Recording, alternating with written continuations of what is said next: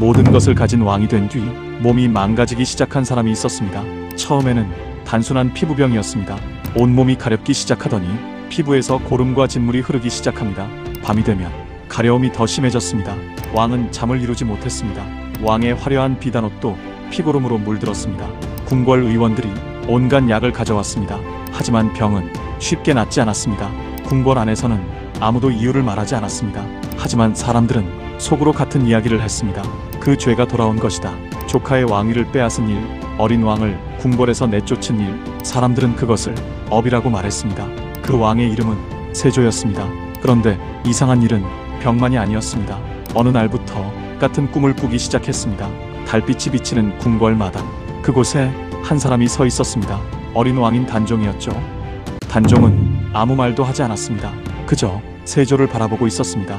그러다 세조는 극심한 피부병과 불안감에 시달리다 51세에 사망했습니다. 불교에서는 이렇게 말합니다. 사람을 괴롭히는 것은 세상이 아니라 자기 마음이라고요. 그래서일까요? 세조는 어느 날부터 절을 짓기 시작합니다. 불경을 번역하게 하고 사찰을 다시 세우기 시작합니다. 사람들은 말했습니다. 왕이 불심이 깊어졌다고. 하지만 어떤 사람들은 조용히 이렇게 말했습니다. 왕위 찬탈에 대한 두려움과 후회라고 말이죠. 이렇게 세조의 피부병과 불면증은 단순한 질병을 넘어 업보라는 상징적 의미로 역사에 기록되어 있습니다. 함께 그 이야기를 따라가 보겠습니다. 세조가 왕위에 오른 뒤 얼마 지나지 않아 궁궐 안에서 이상한 이야기가 퍼지기 시작했습니다. 처음에는 작은 증상이었습니다. 어느 날 밤 왕이 갑자기 팔을 긁기 시작했습니다. 처음에는 단순한 가려움이었습니다. 하지만 며칠이 지나자 피부가 붉게 부어오르기 시작했습니다. 등과 팔, 목 주변까지 붉은 반점이 번져갔습니다. 궁궐의 의원들이 급히 불려왔습니다. 약을 바르고 탕약을 올렸습니다. 하지만 병은 쉽게 가라앉지 않았습니다. 밤이 되면 가려움은 더 심해졌습니다. 세조는 잠자리에서 몇 번이고 몸을 긁었습니다. 손톱에 피가 묻어나올 정도였습니다. 긁을수록 피부는 더 거칠어졌습니다. 진물이 흐르기 시작했습니다. 옷깃에 닿기만 해도 따가운 통증이 올라왔습니다. 잠을 이루지 못하는 밤이 점점 많아졌습니다. 궁궐의 내관들은 왕의 침실 밖에서 밤을 새우는 날이 늘었습니다. 왕은 밤마다 뒤척였습니다. 이불이 젖을 정도로 땀을 흘렸습니다. 몸을 긁다 잠들고 다시 가려움에 깨어나는 밤이 반복되었습니다. 궁궐 안에서는 아무도 크게 말하지 않았습니다. 하지만 사람들은 서로 눈빛을 주고받았습니다. 그리고 아주 낮은 목소리로 같은 이야기를 했습니다. 조카의 왕위를 빼앗은 죄가 몸으로 돌아온 것이라고요. 어린 왕 단종은 15의 나이에 왕좌에서 내려왔습니다. 그리고 얼마 지나지 않아 영월에서 생을 마쳤습니다. 그 사건 이후 세조는 왕이 되었습니다. 왕의 자리는 얻었지만 그날 이후 세조의 삶에는 조용한 그림자가 따라다녔습니다. 불교에서는 이런 이야기를 업이라는 말로 설명합니다. 업은 하늘에서 내리는 벌이 아닙니다. 자신이 만든 원인이 다시 자신에게 돌아오는 흐름입니다. 사람이 어떤 선택을 하면 그 선택은 세상 속에서 사라지지 않습니다. 그 흔적은 마음속에 남습니다. 세조의 병이 정말 업보 때문이었는지는 아무도 알 수 없습니다. 하지만 분명한 것은 왕의 몸이 점점 약해지고 있었다는 사실입니다. 가려움은 밤마다 왕을 깨웠습니다. 궁궐은 넓었지만 그 밤은 유난히 조용했습니다. 왕은 수많은 군사를 움직일 수 있는 사람이었습니다. 하지만 그 가려움 하나 멈출 수 없었습니다. 권력으로도 막을 수 없는 고통이었습니다. 그리고 그 고통은 조용히 왕의 마음을 흔들기 시작했습니다. 세조의 병은 며칠이 지나도 가라앉지 않았습니다. 처음에는 단순한 피부병이라고 생각하는 사람이 많았습니다. 하지만 시간이 지나면서 사람들의 표정이 조금씩 달라지기 시작했습니다. 붉은 반점은 팔과 목에서 시작해 등과 가슴까지 번져갔습니다. 피부는 거칠게 일어났고 긁을수록 더 심해졌습니다. 옷깃이 닿기만 해도 따가운 통증이 올라왔습니다. 왕은 하루에도 몇 번씩 옷을 갈아입어야 했습니다. 진물이 배어나와 비단 옷에 얼룩이 남았기 때문입니다. 궁궐의 의원들은 온갖 약을 준비했습니다. 산속에서 구한 약초를 갈아 연고를 만들었습니다. 탕약도 끓였습니다. 하지만 병은 쉽게 낫지 않았습니다. 왕은 점점 예민해졌습니다. 신하들을 만나는 시간도 줄어들었습니다. 정사를 보는 시간도 짧아졌습니다. 궁궐 안에서는 조심스러운 공기가 흐르기 시작했습니다. 아무도 왕 앞에서는 병 이야기를 하지 않았습니다. 하지만 궁궐은 소문이 빨리 퍼지는 곳입니다. 내관과 궁녀들 사이에서 조용한 이야기가 돌기 시작했습니다. 왕의 병이 평범한 병이 아니라는 말이었습니다. 누군가는 하늘의 경고라고 말했습니다. 또 어떤 사람은 업이라는 말을 꺼냈습니다. 조카의 왕위를 빼앗은 일이 결국 돌아온 것이라는 이야기였습니다. 그 말은 아주 작은 목소리로 궁궐 구석에서만 오갔습니다. 하지만 그 이야기는 조용히 퍼져나갔습니다. 불교에서는 업이라는 말을 이렇게 설명합니다. 사람이 어떤 행동을 하면 그 행동은 사라지지 않습니다. 그 원인은 어딘가에 남습니다. 그리고 시간이 지나 다시 결과로 나타납니다. 그것을 업보라고 부릅니다. 세조의 병이 정말 업보 때문이었는지는 아무도 알 수 없습니다. 하지만 사람들은 그렇게 생각하고 싶어 했습니다. 권력을 가진 사람도 결국 자신의 행동에서 자유롭지 않다는 이야기였기 때문입니다. 세조는 강한 왕이었습니다. 왕위에 오르기까지 많은 결단을 내린 사람이었습니다. 그러나 궁궐의 밤은 점점 길어지고 있었습니다. 왕은 자주 잠을 이루지 못했습니다. 가려움 때문이기도 했고 또 다른 이유 때문이기도 했습니다. 밤이 되면 궁궐은 아주 조용해집니다. 낮에는 들리지 않던 생각들이 밤에는 더 크게 떠오릅니다. 세조도 그 조용한 밤을 피할 수 없었습니다. 그리고 그 밤들 속에서 왕의 마음은 점점 무거워지고 있었습니다. 아직 아무 일도 일어나지 않았습니다. 하지만 왕의 마음 속에서는 어떤 그림자가 천천히 움직이기 시작하고 있었습니다. 세조의 밤은 점점 길어지고 있었습니다. 가려움 때문에 잠을 이루지 못하는 밤이 며칠씩 이어졌습니다. 궁궐의 등불은 늦은 밤까지 꺼지지 않았습니다. 어느 날 밤이었습니다. 세조는 겨우 잠이 들었습니다. 몸은 지쳐 있었지만 마음은 쉽게 가라앉지 않았습니다. 그리고 그날 밤 이상한 꿈을 꾸기 시작했습니다. 처음에는 어디인지 알 수 없는 곳이었습니다. 궁궐처럼 보이기도 했고 낯선 마당처럼 보이기도 했습니다. 달빛이 희미하게 바닥을 비추고 있었습니다. 그리고 그곳에 한 사람이 서 있었습니다. 처음에는 누군지 알아보지 못했습니다. 하지만 가까이 보자 왕은 그 얼굴을 알아보았습니다. 어린 왕이었습니다. 단종이었습니다. 단종은 아무 말도 하지 않았습니다. 그저 조용히 서 있었습니다. 그리고 세조를 바라보고 있었습니다. 분노도 아니었습니다. 원망도 아니었습니다. 그 눈빛에는 어떤 말도 담겨 있지 않았습니다. 하지만 세조는 그 눈빛을 피할 수 없었습니다. 왕은 한 발짝도 움직일 수 없었습니다. 입을 열어 말을 하려고 했지만 목소리가 나오지 않았습니다. 단종은 여전히 아무 말도 하지 않았습니다. 그저 세조를 바라보고 있었습니다. 잠시 뒤 단종은 천천히 돌아섰습니다. 그리고 조용히 걸어가기 시작했습니다. 달빛 속에서 그 모습이 점점 멀어졌습니다. 그리고 어둠 속으로 사라졌습니다.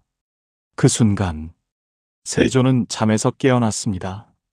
숨이 거칠게 올라왔습니다.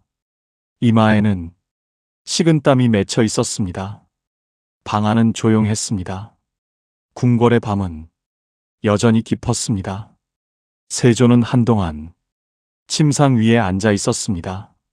심장이 빠르게 뛰고 있었습니다. 왕은 그 꿈을 잊으려고 했습니다. 하지만 그 꿈은 며칠 뒤 다시 찾아왔습니다. 그리고 또다시 찾아왔습니다. 같은 꿈이었습니다. 같은 장소였습니다. 그리고 같은 눈빛이었습니다. 불교에서는 이런 현상을 마음의 그림자라고 말합니다. 사람이 어떤 일을 하면 그 일은 세상에서 사라져도 마음속에서는 사라지지 않습니다. 그 기억은 생각이 됩니다. 그리고 꿈이 됩니다. 세조에게 나타난 단종의 꿈이 정말 단종의 혼이었는지 아니면 왕의 마음 속에서 지워지지 않는 기억이었는지는 아무도 알 수 없습니다. 하지만 한 가지는 분명했습니다. 왕이 된 이후 세조의 밤은 점점 더 무거워지고 있었습니다. 그리고 그 무거운 밤은 왕을 궁궐 밖으로 이끌기 시작했습니다. 세조는 어느 날 사찰을 찾기 시작했습니다. 그 꿈을 꾼 뒤로 세조의 밤은 더 길어졌습니다. 피부병은 여전히 낫지 않았습니다. 가려움은 밤이 되면 더 심해졌습니다. 궁궐의 의원들은 여러 가지 약을 올렸습니다. 산속에서 구한 약초도 있었고 귀한 약재도 있었습니다. 하지만 병은 쉽게 가라앉지 않았습니다. 세조는 점점 궁궐 안에 머무는 시간이 길어졌습니다. 정사를 보는 시간도 줄어들었습니다. 왕의 얼굴은 점점 지쳐 보였습니다. 어느 날 세조는 궁궐 밖으로 나가겠다고 말했습니다.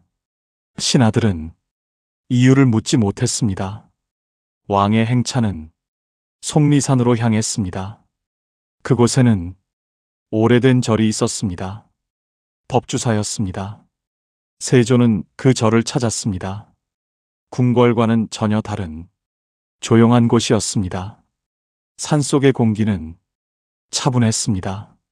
절 안에서는 목탁 소리가 천천히 울리고 있었습니다. 승려들이 경을 읽고 있었습니다. 세조는 한동안 아무 말도 하지 않고 그 소리를 듣고 있었습니다.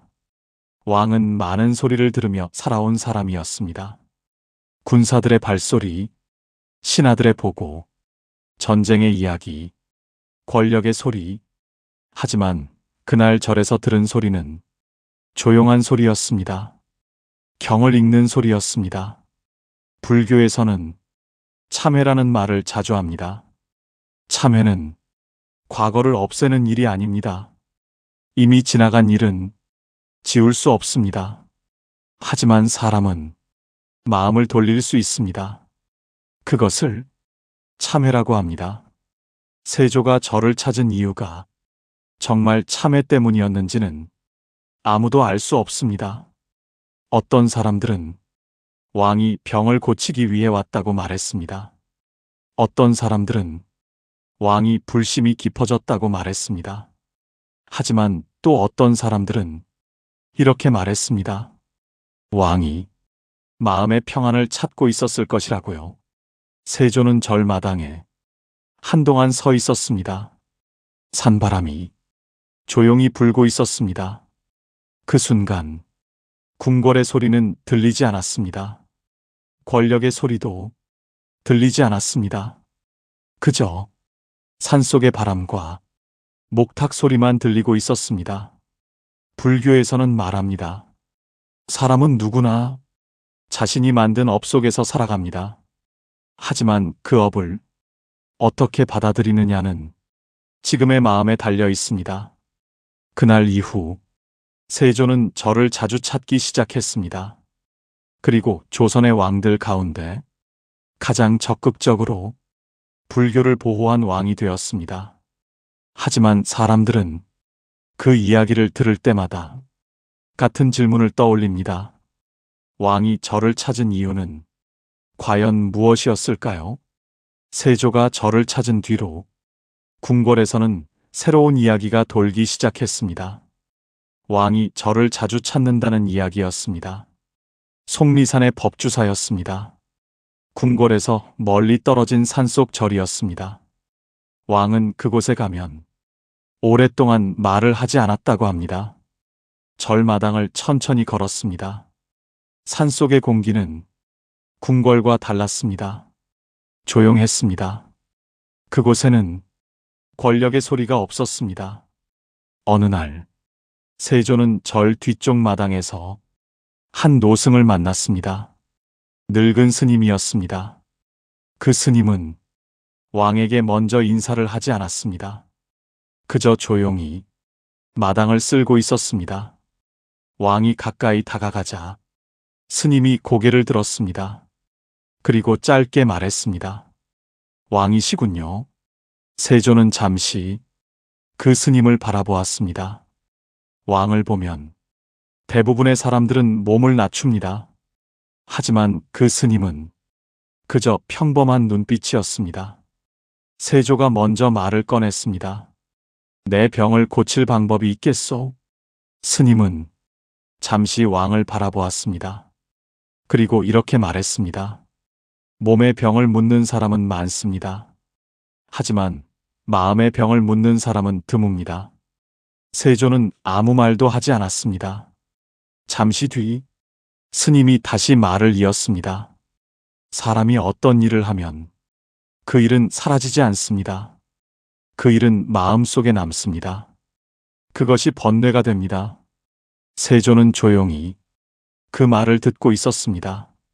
불교에서는 업을 버리라고 설명하지 않습니다. 업은 자신이 만든 원인이 다시 자신에게 돌아오는 흐름입니다. 사람이 던진 돌은 언젠가 물결을 만들듯이 사람이 만든 행동도 언젠가 마음속에 물결을 만듭니다. 세조는 한동안 말이 없었습니다. 산속의 바람이 조용히 불고 있었습니다.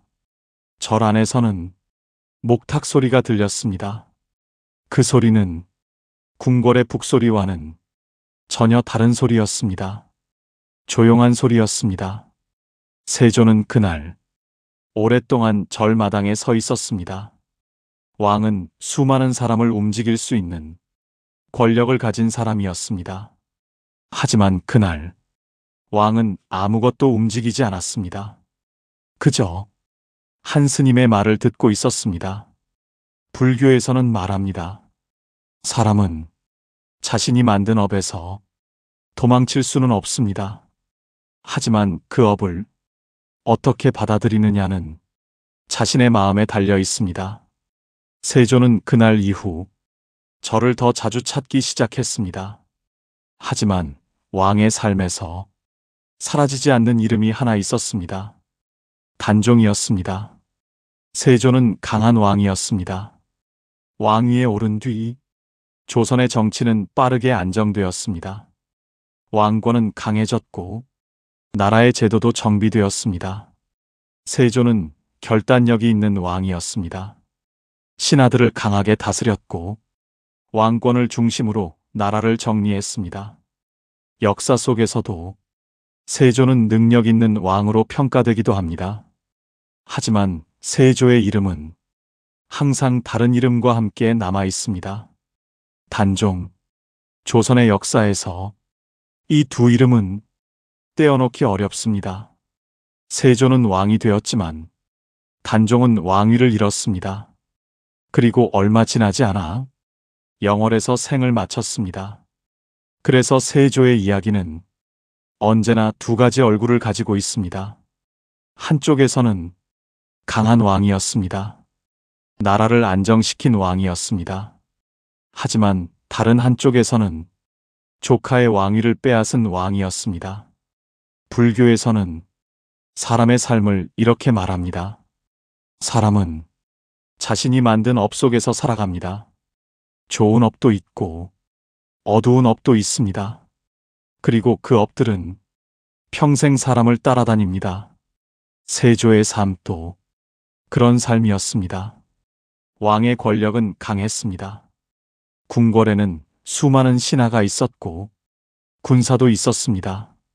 하지만 역사 속에서 세조의 이름이 나올 때마다 단종의 이름도 함께 떠오릅니다. 권력은 많은 것을 바꿀 수 있습니다. 사람을 움직일 수도 있고 나라를 바꿀 수도 있습니다. 하지만 권력으로도 바꿀 수 없는 것이 있습니다. 이미 지나간 선택입니다. 불교에서는 말합니다. 사람은 과거를 바꿀 수 없습니다. 하지만 그 과거를 어떻게 바라보느냐는 지금의 마음에 달려 있습니다. 세조는 절을 찾기 시작했고 불교를 보호했습니다. 조선의 왕들 가운데 불교를 가장 적극적으로 후원한 왕이 되었습니다. 그 이유가 무엇이었는지는 아무도 정확히 알 수 없습니다. 하지만 사람들은 그 이야기를 들을 때마다 같은 생각을 합니다. 권력을 가진 왕도 자신의 마음에서는 자유롭지 못했을 것이라고요. 세조의 삶은 단순한 정치의 이야기가 아닙니다. 사람이 어떤 선택을 하고 그 선택이 평생 어떻게 남는지를 보여주는 하나의 이야기입니다. 그리고 그 이야기는 여전히 하나의 질문을 남기고 있습니다. 사람은 자신이 만든 업과 함께 어떻게 살아야 할까요? 세월이 흐른 뒤에도 속리산의 절은 그대로 남아 있습니다. 산속 절에는 언제나 같은 소리가 있습니다. 목탁 소리입니다. 그리고 멀리 울리는 종소리입니다. 그 소리는 궁궐의 북소리와는 전혀 다른 소리입니다. 천천히 울리고 천천히 사라집니다. 세조가 이 절을 찾았을 때도 아마 이런 소리를 들었을 것입니다. 산속에서는 권력의 소리가 들리지 않습니다. 왕의 명령도 신하들의 목소리도 없습니다. 그저 바람 소리와 경 읽는 소리만 있습니다. 불교에서는 사람의 삶을 물결에 비유합니다. 돌을 하나 던지면 물결이 퍼집니다. 작은 물결이 멀리까지 퍼져나갑니다. 사람의 행동도 그와 비슷하다고 합니다. 한 번의 선택이 마음속에서 오랫동안 물결을 만듭니다. 그래서 불교에서는 항상 마음을 먼저 이야기합니다. 모든 행동은 마음에서 시작되기 때문입니다. 사람은 이미 지나간 일을 되돌릴 수 없습니다. 하지만 한 가지는 할 수 있습니다. 지금의 마음을 바꿀 수 있습니다. 그래서 불교에서는 참회라는 말을 합니다. 참회는 자신을 벌하는 일이 아닙니다. 자신을 미워하는 일도 아닙니다. 자신의 삶을 다시 바라보는 일입니다. 그리고 그 마음을 조금씩 돌리는 일입니다. 세조의 이야기는 한 왕의 이야기로 끝나지 않습니다.